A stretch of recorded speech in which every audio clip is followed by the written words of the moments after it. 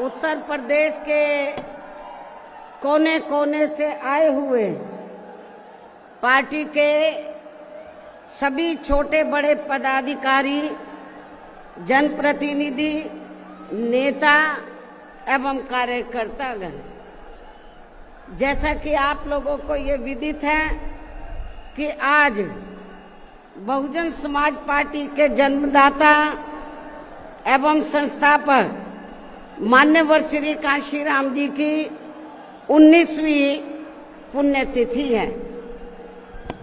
और आज के ही दिन उनका लंबी बीमारी के कारण देहांत हुआ था, जो अब हमारे बीच में नहीं रहे हैं। लेकिन बहुजन समाज के हित में इनका समर्पित रहा संपूर्ण जीवन हमारे लिए हमेशा यादगार व अमर रहेगा। ऐसे महान व्यक्तित्व को आज मेरे साथ साथ आप लोग भी अपार संख्या में, अर्थात लाखों लाखों की संख्या में यहाँ यूपी की राजधानी लखनऊ में बीएसपी की रही सरकार द्वारा इनके सम्मान में निर्मित किए गए भव्य व अति विशाल मान्यवर श्री कांशीराम जी स्मारक स्थल पर इनको अपने श्रद्धा सुमन अर्पित करने के लिए पहुंचे हैं। हालांकि आप लोगों को ये भी मालूम है कि इनके सम्मान में बनाए गए इस स्थल के कुछ हिस्सों की समय से मरम्मत नहीं होने की वजह से आप लोग भी पिछले कुछ समय से यहाँ इनकी प्रतिमा पर अपने पुष्प अर्पित नहीं कर पा रहे थे। लेकिन अब यहाँ मरम्मत का अधिकांश कार्य पूरा हो जाने के बाद इस बार मेरे साथ साथ आप लोग भी भीड़ के मामले में अपना पिछला खुद का सभी रिकॉर्ड तोड़ते हुए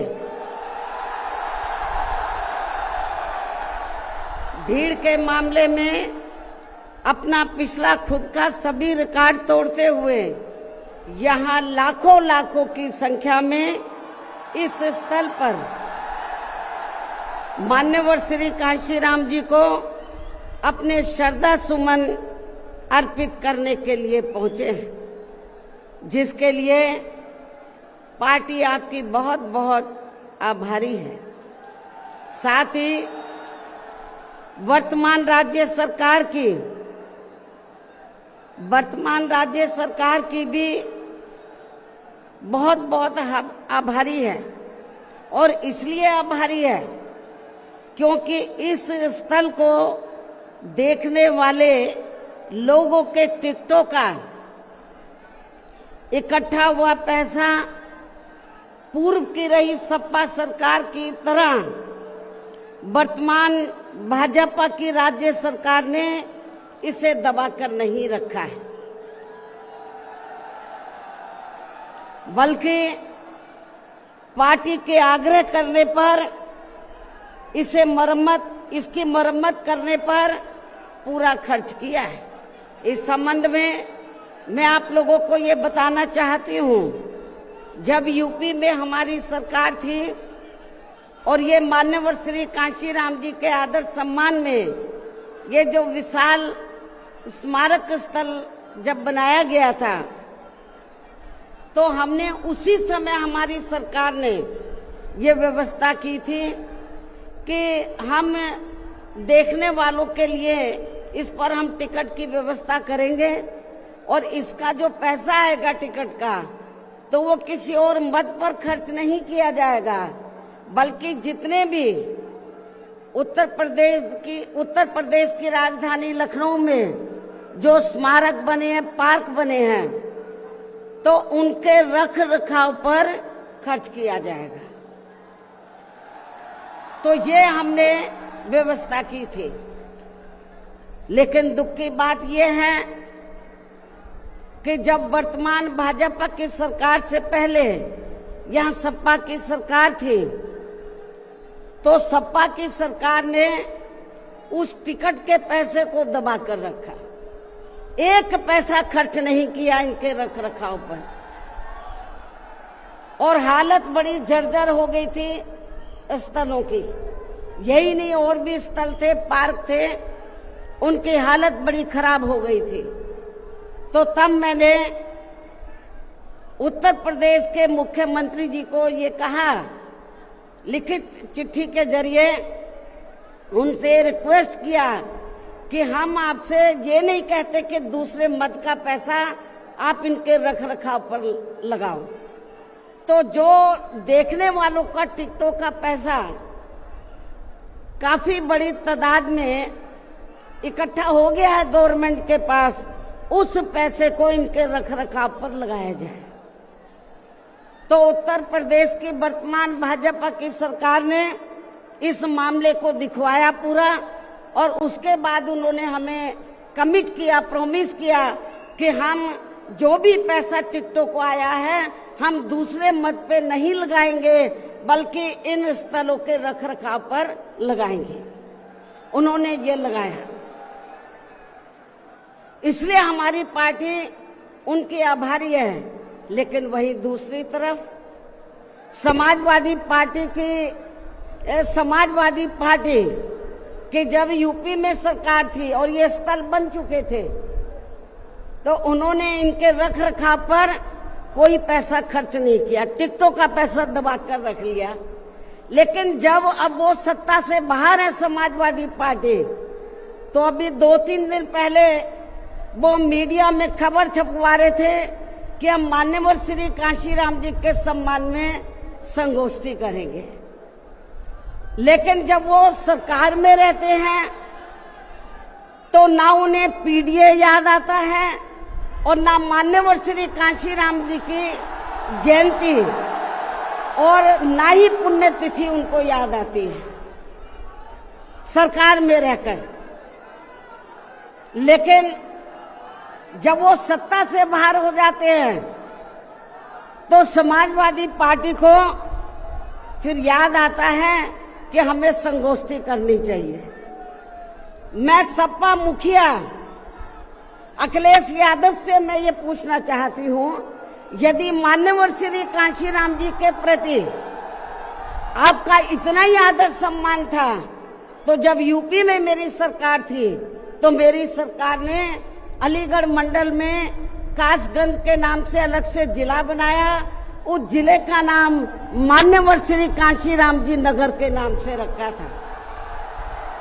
लेकिन जैसे ही समाजवादी पार्टी पावर में आई, उन्होंने नाम बदल दिया। मान्यवर श्री कांशीराम जी के नाम पर हमने कॉलेज, यूनिवर्सिटी, अनेकों संस्थानों के नाम रखे, अनेकों संस्थानों के नाम रखे, जनहित की योजनाएं शुरू की। सारी की सारी अधिकांश जो बड़ी बड़ी योजनाएं थी वो सभी की सभी इन्होंने बंद कर दी समाजवादी पार्टी की सरकार ने। ये इनका दोगला या दोहरा चरित्र नहीं है तो क्या है? जब ये सत्ता में रहते हैं ना इनको पीडीए याद आता है और ना पीडीए के जो संत गुरु और महापुरुष है वो भी याद नहीं आते हैं। जब ये सत्ता से बाहर हो जाते हैं तब इनको हमारे संत गुरु और महापुरुष याद आते हैं। तो ऐसे दोगले लोगों से आप लोगों को बहुत ही सावधान रहने की जरूरत है। और अब मैं मान्यवर श्री कांशीराम जी जो पंजाब राज्य के एक मध्यम दलित परिवार में पैदा हुए हैं, तो इनके बारे में मैं ये कहना चाहूंगी कि इन्होंने भारतीय संविधान के मूल निर्माता एवं दलितों व अन्य उपेक्षित वर्गों के मसीहा परम पूज्य बाबा साहब डॉक्टर भीमराव अंबेडकर की मूवमेंट से व इनके कड़े संघर्ष एवं अथक प्रयासों से देश के खासकर करोड़ों दलितों, आदिवासियों, पिछड़े वर्गों, मुस्लिम व अन्य धार्मिक अल्पसंख्यक समाज के भी हित में भारतीय संविधान में दिए गए कानूनी अधिकारों से प्रेरित होकर तथा उनके बताए हुए रास्तों पर चलकर फिर अपनी पूरी जिंदगी इनके अधूरे रहे कारवां को मंजिल तक पहुंचाने के लिए समर्पित की है। और इसके लिए उन्होंने यानी कि मान्यवर श्री कांशीराम जी ने अपने माँ बाप, भाई बहन, रिश्ते नाते व सरकारी नौकरी आदि सभी त्याग कर बाबा साहब डॉक्टर भीमराव अंबेडकर जी के उस अधूरे रहे कारवां को पूरा करने के लिए लगा दी है, जो बाबा साहब ने यहाँ देश के करोड़ों दलितों एवं अन्य उपेक्षित वर्गों के लोगों को ये कही थी कि मैंने, बाबा साहब ने क्या कहा था कि मैंने अपने कड़े संघर्ष एवं अथक प्रयासों से इन वर्गों के लोगों को भारतीय संविधान में इन्हें स्वाभिमान के साथ जिंदगी व्यतीत करने व खुद अपने पैरों पर खड़े होने के लिए कानूनी अधिकार तो जरूर दिला दिए हैं, लेकिन उनका सही से पूरा लाभ लेने के लिए इन सभी वर्गों के लोगों को अर्थात बहुजन समाज के लोगों को आपस में एकजुट होकर व इन्हें अपने विशाल वोटों के जरिए यहाँ केंद्र एवं राज्यों की भी राजनीतिक सत्ता की मास्टर चाबी खुद अपने हाथों में लेनी होगी। ये परम पूज्य बाबा साहब डॉक्टर अंबेडकर ने कहा था। तभी फिर इनका वास्तव में सही से विकास व उत्थान आदि हो सकता है और तभी फिर ये लोग स्वाभिमान के साथ अपनी पूरी जिंदगी व्यतीत कर सकते हैं, क्योंकि इस मामले में बाबा साहब डॉक्टर भीमराव अंबेडकर जी का ये कहना था कि देश में राजनीतिक सत्ता वह एक ऐसी मास्टर चाबी है जिसके जरिए इन वर्गों के लोग अपनी सभी समस्याओं का समाधान खुद कर सकते हैं। साथ ही ये लोग भी यहाँ अन्य वर्गों की तरह पूरे आत्मसम्मान व स्वाभिमान के साथ अपनी खुशहाल जिंदगी व्यतीत कर सकते हैं। और इसके लिए बाबा साहब डॉक्टर भीमराव अंबेडकर जी ने इन वर्गों के लोगों को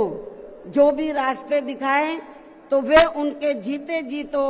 पूरे नहीं हो सके थे, जिन्हें फिर उनके देहांत के बाद उन रास्तों पर चलने वे उनके इस अधूरे रहे कारवां को मंजिल तक पहुंचाने के लिए मान्यवर श्री कांशीराम जी ने अनेकों कष्ट झेलकर अपनी पूरी जिंदगी लगा दी है और वे अपने जीते जी इस मकसद में काफी हद तक कामयाब भी हुए हैं। और खासकर इन्होंने यहाँ आबादी के हिसाब से देश के सबसे बड़े प्रदेश उत्तर प्रदेश में अपनी पार्टी के नेतृत्व में कई बार सरकार बनाकर वे उत्तर प्रदेश सहित नजदीक के लगे राज्यों में भी पार्टी के कुछ सांसद व विधायक आदि भी जिताकर बाबा साहब के कारवां को काफी हद तक आगे बढ़ाया है। इतना ही नहीं बल्कि मान्यवर श्री कांशीराम जी के देहांत होने से पहले उनकी ये दिली तमन्ना थी कि जहां आबादी के हिसाब से देश के सबसे बड़े प्रदेश उत्तर प्रदेश में जहां दलितों एवं अन्य उपेक्षित वर्गों के लोगों की कुल मिलाकर आबादी काफी ज्यादा है, तो इन्हें यहाँ एकजुट होकर अकेले ही अपनी पार्टी की पूर्ण बहुमत की सरकार बनानी होगी। ये मान्यवर श्री कांशीराम जी की उनके देहांत होने से पहले ये दिली तमन्ना थी। तभी फिर इन वर्गों के लोग यहाँ हर मामले में व हर स्तर पर पूरे स्वाभिमान के साथ अपनी जिंदगी व्यतीत कर सकते हैं, जिनसे प्रेरित होकर फिर अन्य राज्यों में भी इन वर्गों के लोग खुद अपने पैरों पर खड़े हो सकते हैं। तभी फिर यहाँ बाबा साहब का काफी हद तक अधूरा रहा सपना जरूर साकार हो सकता है। लेकिन दुख की बात यह है कि मान्यवर श्री कांशीराम जी के जीते जीतो इनका ये सपना साकार नहीं हो सका था, जिसे फिर इनके देहांत के बाद सन 2007 में इनकी एकमात्र रही उत्तराधिकारी व पार्टी की राष्ट्रीय अध्यक्ष ने, अर्थात हमने यहाँ उत्तर प्रदेश में बहुजन समाज के साथ साथ समता मूलक समाज व्यवस्था में विश्वास रखने वाले उच्च वर्गों के लोगों को भी साथ में लेकर इसे पूरा भी किया है। और सन 2007 में देश के विशाल आबादी वाले यूपी स्टेट में पहली बार हमने यहाँ अपनी पार्टी के